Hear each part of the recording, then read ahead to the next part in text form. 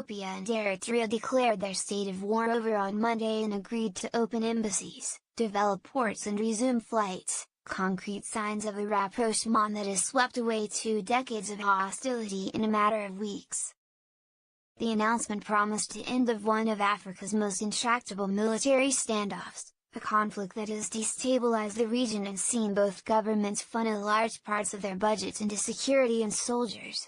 The people of our region are joining common purpose, Ethiopia's new Prime Minister Abiy Ahmed said, according to a tweet from his Chief of Staff. After signing a pact on resuming ties with Eritrean President Isaias Afwerki, the two agreed to work together on ports, Ethiopian state media said, offering landlocked Ethiopia and its growing economy the prospect of a new route to the Red Sea.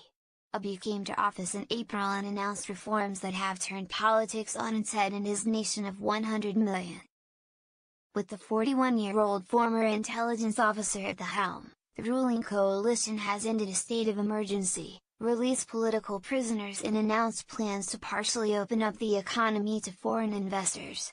In his boldest move, Abiy offered last month to make peace with Eritrea, 20 years after the neighbors started a border war that killed an estimated 80,000 people. Full-blown fighting had ended by 2000, but their troops have faced off across their disputed frontier ever since. Abiy also said he would honor all the terms of a peace deal, suggesting he might be ready to settle the border, particularly over the contested border town of Badme.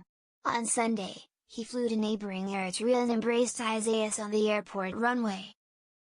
Thousands of Eritreans came onto the streets to cheer them and the two men danced side by side to traditional music from both countries at a dinner that evening. Obsolete sanctions. United Nations Secretary-General Antonio Guterres praised the leaders after arriving in Addis to meet Abiy on Monday. The reconciliation was illustrative of a new wind of hope blowing across Africa, he told reporters in the African Union headquarters. Sanctions imposed on Eritrea might become obsolete after the deal, he added. The UN imposed penalties including arms embargo on Eritrea in 2009, accusing it of supporting Islamist militants in neighboring Somalia, a charge it denies. Both sides tweeted summaries of Monday's agreement and repeated the reference to honoring the boundary decision.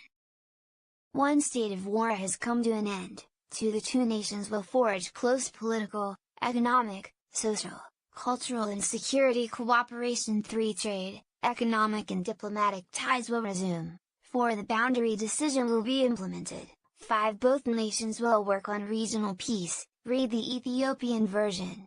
The state of war that existed between the two countries has come to an end, Eritrea's information minister, Yemane Gebremeskel, wrote on Twitter.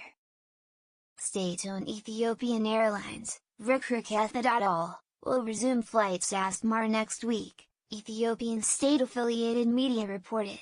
The deal signed Monday also includes a resumption of phone connections, Ethiopia's foreign ministry said.